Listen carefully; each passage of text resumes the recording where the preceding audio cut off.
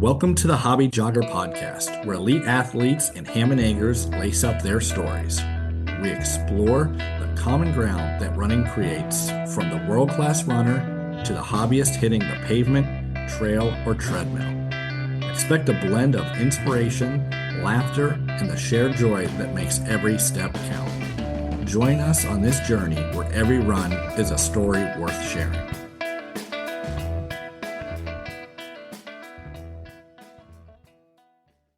Thank you for joining this week's Hobby Jogger. Our guest today is the Ohio King of Trails himself, Jeremy Pope. Jeremy has won the Super Bowl 50K, the Burning River 100, the Buckeye 50K, the Bigfoot 50K, Fools 50K, Mohican 100, Rockin' Route 2 times, and he is the three-time winner of the Burning River 50. Ladies and gentlemen, Jeremy Pope. Hey, thanks for having me. Thanks for coming on the show. Appreciate you being here today. The reason we have you on today, however, is you are going to a much bigger race out in Arizona, the Black Canyons 100K. Yes, sir. February 10th. February 10th, that is in the Black Canyon. I believe it is a park, correct? Maybe? Does anyone know? Rob? I don't know Arizona very well. Pre-show research, I guess, could have looked that up, but I didn't. So Rob is also running the 60K as well as myself. Rob will also be hosting today's show with me. I appreciate that, Rob. Thank you for joining us. Thank you. Now, Jeremy, Black Canyon 100K. Are you doing anything different to prepare for this? Yeah, honestly, so I've been doing a lot of climbing. I did Grindstone 100K, which was a 12,000 feet of vertical 100K, which ended up being, I don't know, somewhere close to 65 miles anyhow. I remember that well. It was miserable. Yeah. I really just did tons of climbing for that. I got as much as I could in Ohio, and then I substituted the treadmill as much as I could as well. This round, I'm just grabbing 8 weeks. I'm going to try to hit as much speed and distance as I can. I'm really going to focus more on the speed. Just try to keep some wheels under me and go out there and see what happens. You said you did a lot of climbing. Climbing helps you running? Just the strength training piece of it, or? Just climbing on the treadmill specifically. Oh, okay. So just uphill. I thought you were on the side of a wall with a rope. Yeah. No, I don't like that much.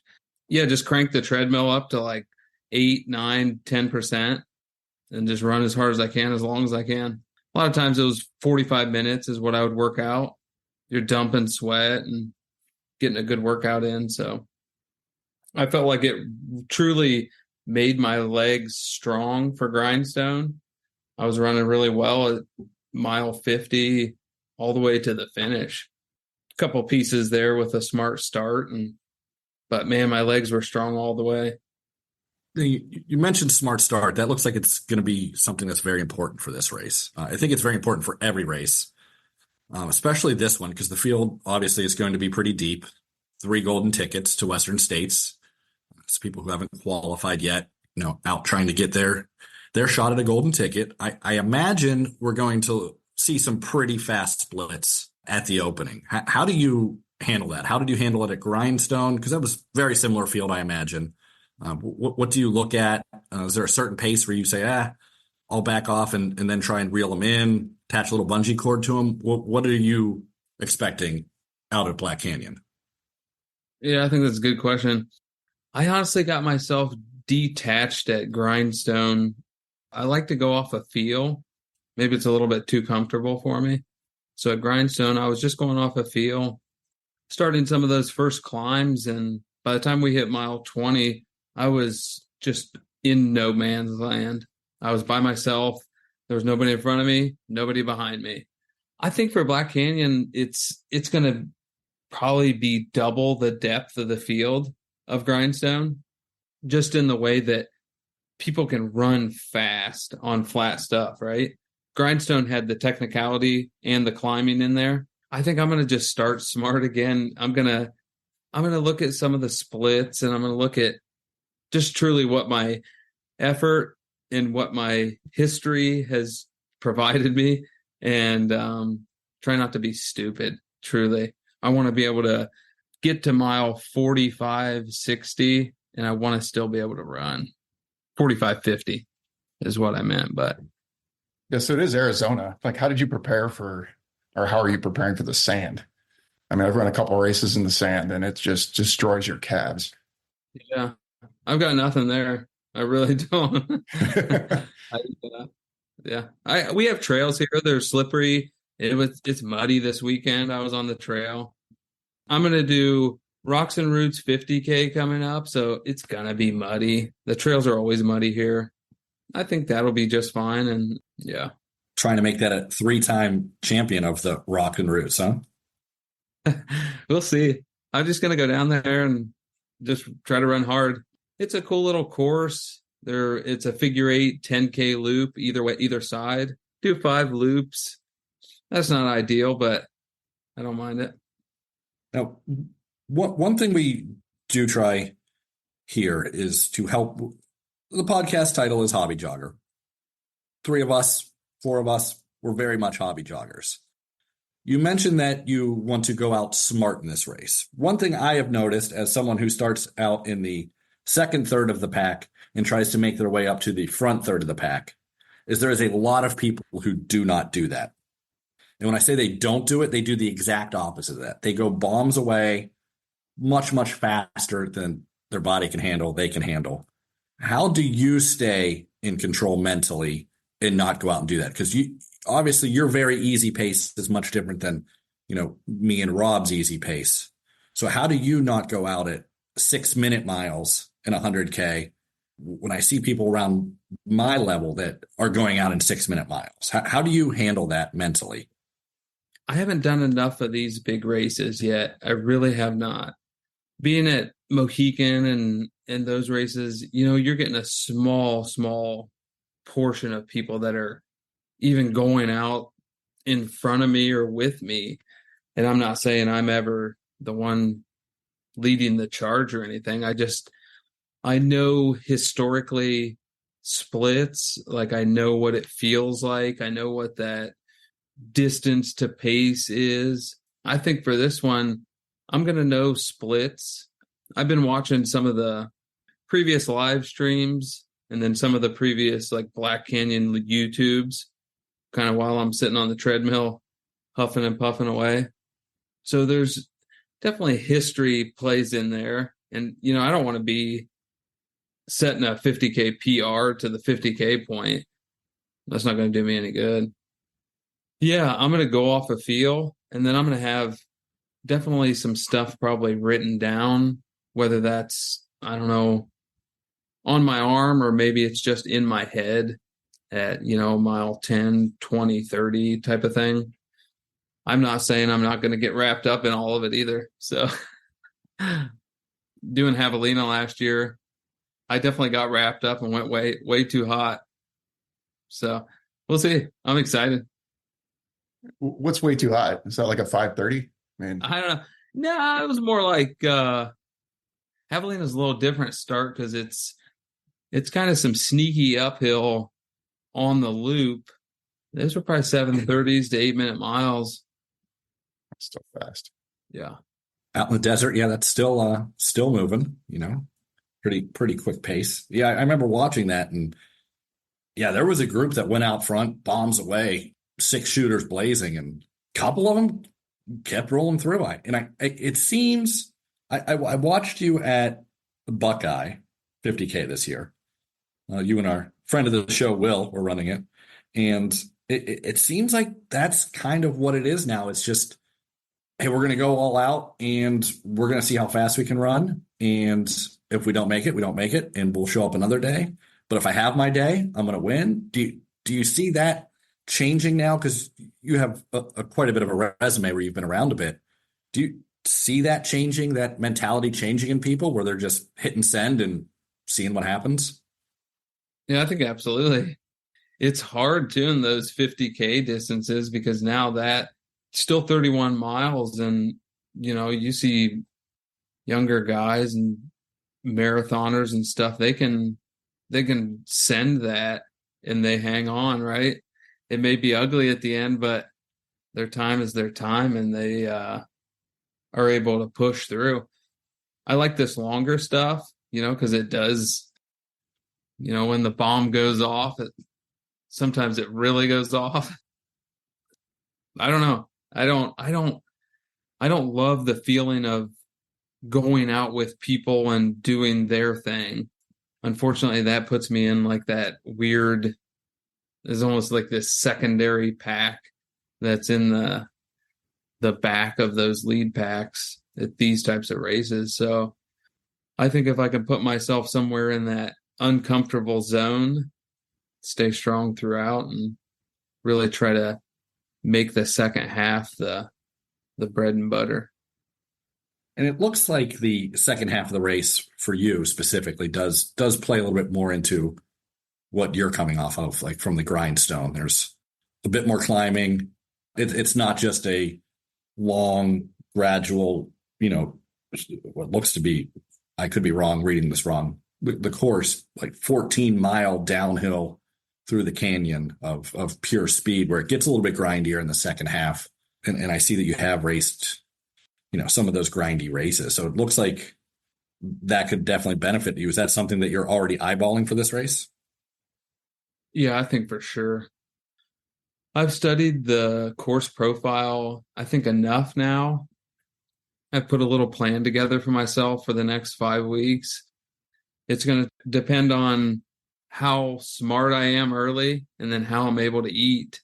That's where a super competitive race like this is. I don't know. I'm not going to say one, because I'm going to be looking to just be as high placed as possible. I don't know what that's going to be. I think the second half of this thing is going to be very important. And how do you factor in the ups, the flats, the downs? I mean, before a race, especially a race that, you're not really familiar with the course, first time running it.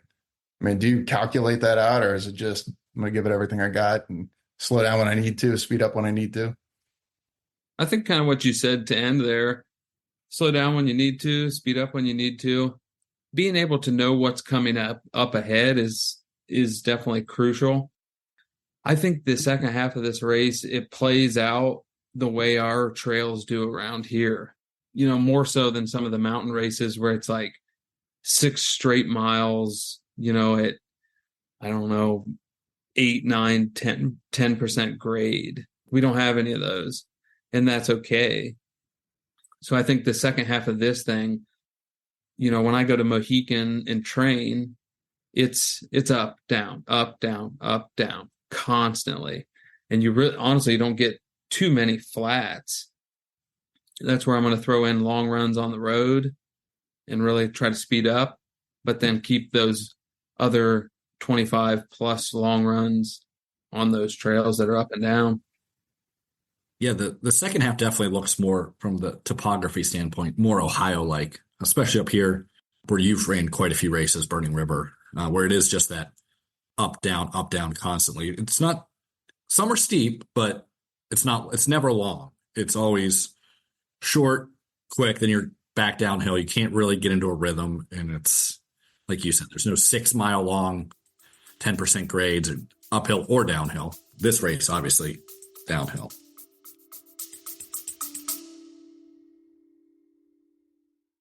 Hey folks, if you're loving the stories, tips, and laughs we're dishing out, make sure you don't miss an episode. Hit that subscribe button so you're the first to know when a new episode drops. And hey, if you've got a second, why not leave us a review? Your feedback helps us improve and keeps this running community growing. Lace up, hit subscribe, and let's get back into the show. Yeah, that's the stuff. So truly, like that's what excites me about this race. It really is.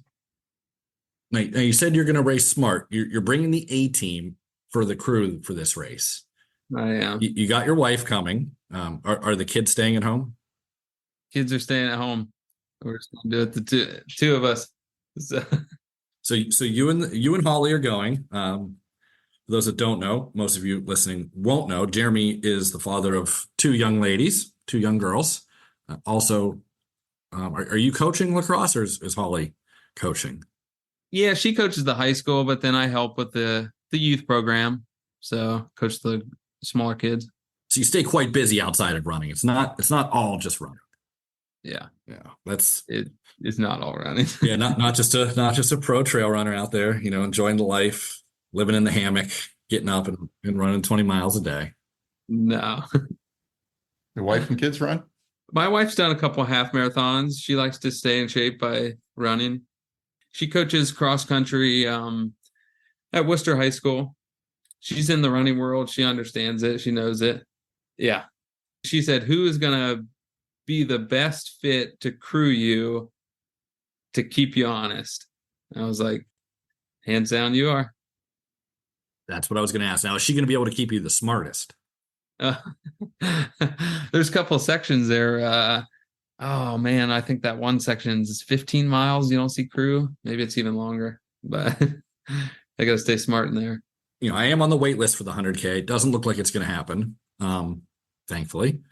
But yeah, it looks like there's not much crew spots. What, two? Do you have two crew? Three? I think the one you hit twice, and then there's two others. I believe that's how it is. Okay. Yeah, I wasn't sure because I've only been studying the 60K map, so I could see when I can walk, when I can eat my snacks, things like that. So that's what I've been studying, not studying for you, but I will be out there to support you. I'll try and keep you moving. I'll try and talk you into quitting. Don't worry. Hey, there's beer right around the corner, bud. I'm going to earn those beers first. Now, you're also on the wait list for Western States, speaking of wait list, correct? I'm on the wait list. I'm way down there, but I'm on it. How many years was it to get on wait list for you? 5? 4? That was 5 years. Yep. So 5 years, you're to the wait list. You're number 73. Yes, sir.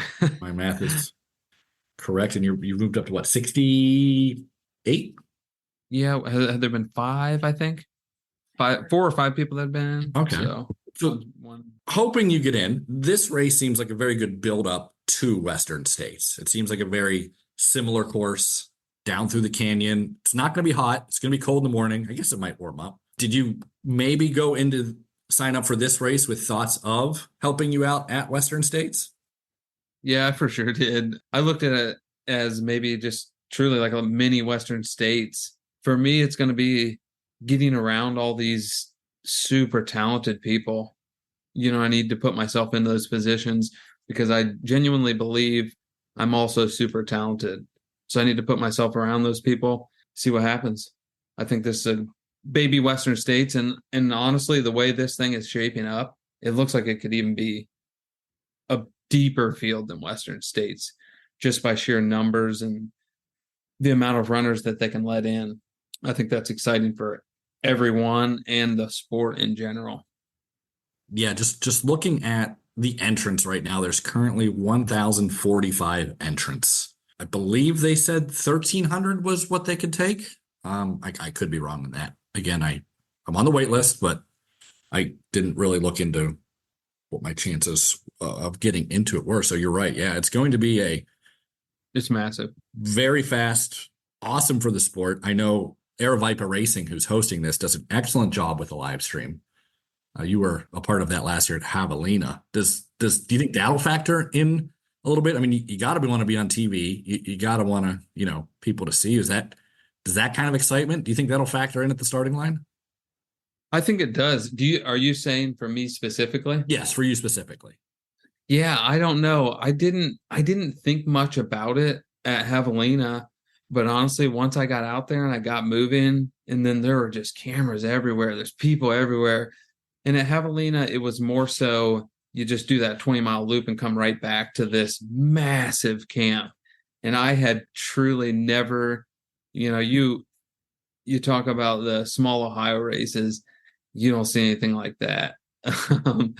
Just thousands of people. It messed with me. I mean, I was, you want to say that, hey, I'm not nervous and I'm all these things, but yeah, I was pretty nervous, and I was in all those moments that were coming at me at Javelina. I could not take all that on, and I ultimately DNF'd that race. But I think it was a learning experience. Yeah. Oh, it's certainly a big change when you go from, we have our Burning River 100 here, which we all adore. And, kudos to Western Reserve Racing for putting on such Oh, a absolutely. phenomenal event. All their races are top notch here in Ohio. But to go from how that race is, where, yeah, there's some people out in their yard cheering for you or whatever, but you go out to a stage like Javelina, like you said, where there's just people scattered throughout the desert and everyone's cheering for you. You get back into a rave and, the DJ's playing. Yeah, big difference, I think, for anyone and anyone who says they're not nervous, especially when they're going to put their hat in the ring like you did, to go out there and, hey, I'm going to give it my best shot, but give it a go. It's a little bit of a different game than us hobby joggers sitting in the middle of the pack, just wondering where the next beer stand is. So Yeah, I mean, running is such a personal experience, especially when you're in the race. I mean, when you're deep in the race, you're in the zone. You just hear that voice in your head. I can just imagine the distraction, cameras, people everywhere. Yeah, you're absolutely right. There were there were lots of things in my head, and I usually think I'm very, very good at dealing with all that stuff. But boy, that was so different to me. The desert also threw me for a loop. It was just so different than I'm just used to being, in the woods and forest of Ohio. So it threw me for a little loop. I'm excited about Black Canyon because you have a little bit, it's not so desert as Javelina. I don't know. I watched some of the same YouTube videos you did while I was on the treadmill. And some of those cacti, sorry, are very close to the edge of the trail. I did see, I think maybe it was Javelina this year, some poor girl was like basically fell her face first into a cactus and needles sticking out of her. And I'm hoping that doesn't happen. So yeah, that's, I run with snakes in bear country, but cacti is a whole different animal, I think. So looking forward to that for sure. It happens more often than you think. I mean, I ran a race in Tucson in the desert, just 10 miles. There were at least 3 or 4 people that ran into cactus. Man, they were just covered in blood. It was a mess. So, Rob, don't tell me. It's a real thing. It's all right, Casey. Yeah, You'll get through it. No. Bleed a little bit. On that first lap of Javelina, I ran with Pat Reagan for a period of time. I don't know if we were together, maybe 4 or 5 miles. And that was the number one thing. He's like, oh, you're from Ohio. Like, you've never been here. He said the number one thing you need to watch for are the jumping churros. And that's exactly what that cactus is, that big ball. But he said, when you get within about a foot of it, he's like, it's maybe like the static from your body or something. But that thing just essentially jumps right at you. So the cacti is going to attack me, is what you're saying. Essentially. Yeah. Jeez. Yeah. The second thing's the rattlesnakes, because they like to go out. They'll curl up in the trail because of the warmth from the sun, and they'll sit there all day. There was a guy at the starting line of the race that I ran, and he was telling me, if you hear the rattle, just jump. Just jump. That was his advice. The snakes don't bother me as much. I run out in Ohio Pile where, you run over Rattlesnake Ridge. They announce themselves pretty well, I think. But the attacking now cactus is maybe not something I'm looking forward to. Poor Annie's going to be digging cactus needles out of my rear end. Well, that was what Pat said. He said, it's okay, though, because they have vice grips at each aid station. They can pull them right out with the vice grips. You're kidding, right? No, that was exactly what he said. Killer cat. You need to change the subject. I can see the look on your face, Casey. Yeah, that's just. I try and avoid getting hurt at these things. That's my number one goal. Number 2 is to finish. We didn't see any bear at Grindstone, though. No, we didn't see any bear. Well, so bears don't scare me. They're kind of timid. Coyotes don't scare me. I grew up out in Pennsylvania, so I've seen bears eating out of dumpsters. They're just big, furry animals. That doesn't bother me, but I never want to see a hurricane again, that's for sure, after that Grindstone.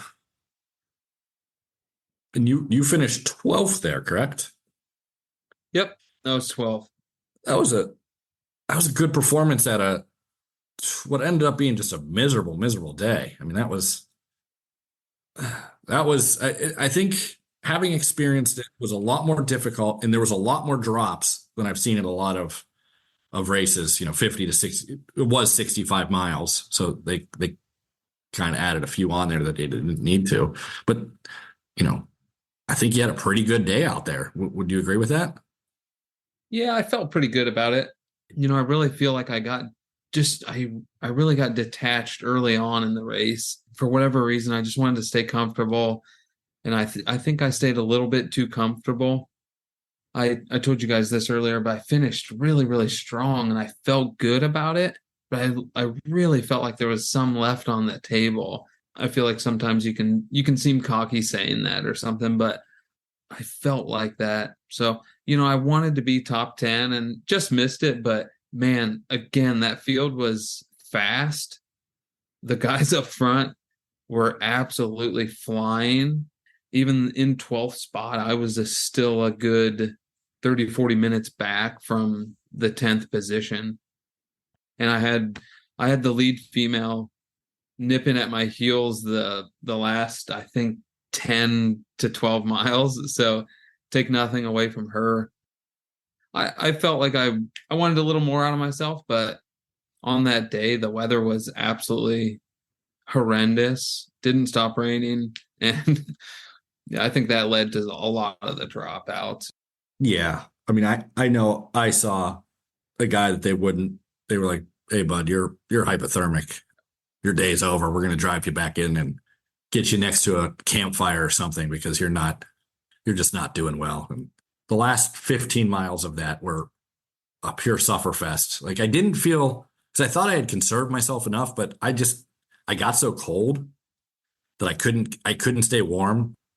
The producer of the show here, David, I had to borrow one of his shirts at the last cruise stop. I was frozen. So you're not going to have that issue here at the canyons. You might sweat a little bit. That's going to be totally different. Now it is a running review site, Gear. Let's talk a little bit about the gear you're going to be using. I know traditionally you don't use a pack. Are you going to be using a pack for the Black Canyons? I honestly don't think I will be. No, I'll use my naked belt, and then I'll probably have a soft flask in that. And then I haven't decided whether I'll use just one or two handhelds. HydroPack makes a nice soft handheld. It's like a soft flask that has one little strap. So I enjoy those. Yeah, I'll just be using soft flasks. I believe there's no mandatory gear for this. I really need to start reading these things that I sign up for and see what they are. So I'm not surprised, like the week before when Will tells me that you have to carry a cell phone, a GPS tracker, and whatever else we had to take at that last one. So I need to do a little bit better at that. And it's part of the fun. You don't know, right? You just show up, put some shoes on and go. Yeah, part of the adventure. Speaking of shoes, Rob, what shoes do you have lined up for this race? I don't know yet. I'm on the fence. I saw some Hoka athletes last year use the Hoka Mach X. I need to look at the course a little better. I might switch shoes, and I never switch shoes. So it's either the Hoka Tecton X2 definitely is my favorite shoe. Don't tell my wife this, but I need to get a new pair. So I need to do that. Sure, that probably I get made fun of now because I have more shoes than my girlfriend, so I understand. So, but the other shoe that I think will do well here and I have is the Nike UltraFly. I don't love it on our technical trails at home with the rocks and roots, but I think this, I don't know. I need to experiment just a little more. I actually got to try that on. We went down, they were giving out free beer at Second Soul up here in Akron. Was a good time. Yeah. Hey, that's a good way to get me in the store. And they had a Nike representative there with the UltraFlies and got to try a pair on and jog around a little bit in the parking lot. They felt very much like road shoes. So I could see why you probably wouldn't want it the second half, I imagine, because it looks a little bit more technical. But they definitely had a road shoe now super shoe kind of feel to them. So you have to let me know what you decide to go with. Maybe I'll if I do get into 100K, I'll make a shoe change as well. Several shoe changes. I enjoy that Hoka. Yeah, it's technical. Yeah. I don't know. There could also be, there could be that sandy mud stuff too. If there's any weather, so that's definitely a decision to be made. I love the Hoka Mach X though, and I know that Heather Jackson wore it last year. I don't know. I need to do some more research for sure.